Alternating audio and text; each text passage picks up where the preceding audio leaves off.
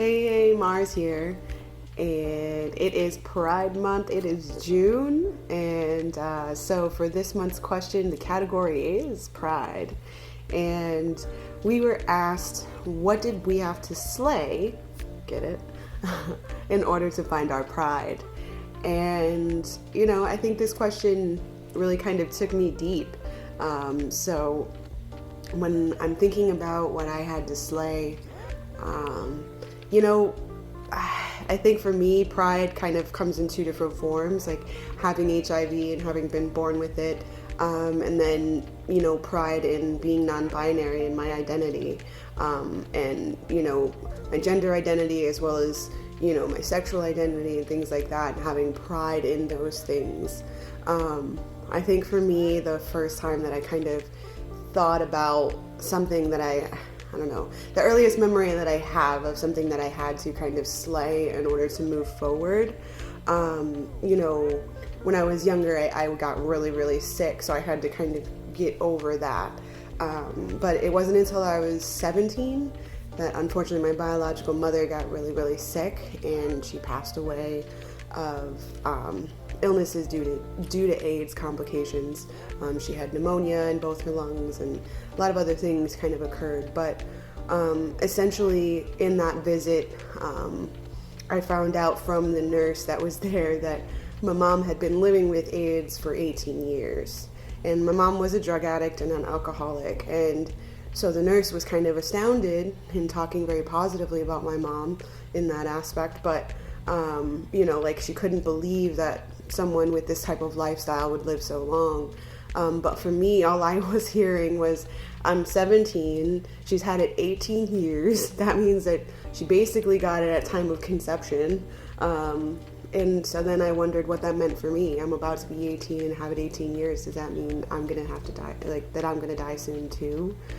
And I had to kind of work through that fear of, facing the unknown and embracing the future. And that's something that I'm still working towards. And thankfully I have an amazing partner who's really trying to help me embrace the possibilities, and even just the fact that it's a possibility can build into a dream.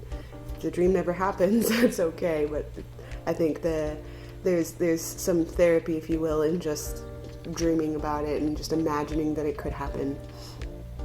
Something else that I had to kind of slay growing up was getting picked on for being sick. I was always the sick kid with privileges, because I always went to private schools and stuff so that my illness and my medications and things and all those things could kind of be kept up with. Thankfully, I had the privilege of doing so.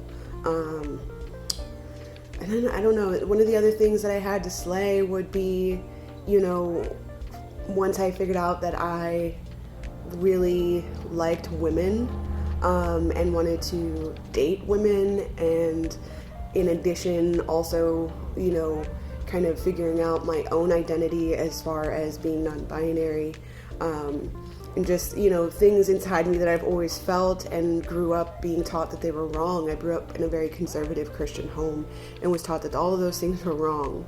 So, I grew up thinking that it was a sin to be gay or queer, or, any of those things. To have any kind of other gender identity was a no-no. Like, you're either male or you're female. And I have always felt like somewhere in between. Like, why do I have to be either? Why can't I just be who I am? And, I think there's a lot of different things that I've had to slay. I think one consistent thing that I'm slaying is being misgendered, just based off of looks. Someone will automatically assume that I'm female. And, this is something that I'm working on too, is really being fully aware of every time I'm using and assuming gender, for people, assuming, different things like that. And I've really been trying to even just work on that myself. But when someone misgenders me, instead of me getting mad or offended, I try really hard to educate in a way that's kind of letting them know, like, hey, I'm not telling you what to do, but it would mean a whole lot if you at least tried, or at least acknowledged the error and tried to fix it, or something like that. Because a lot of those are personal preferences. Some people don't even like to be asked their pronouns at all, because they're like, what are the point of pronouns? Don't even ask me.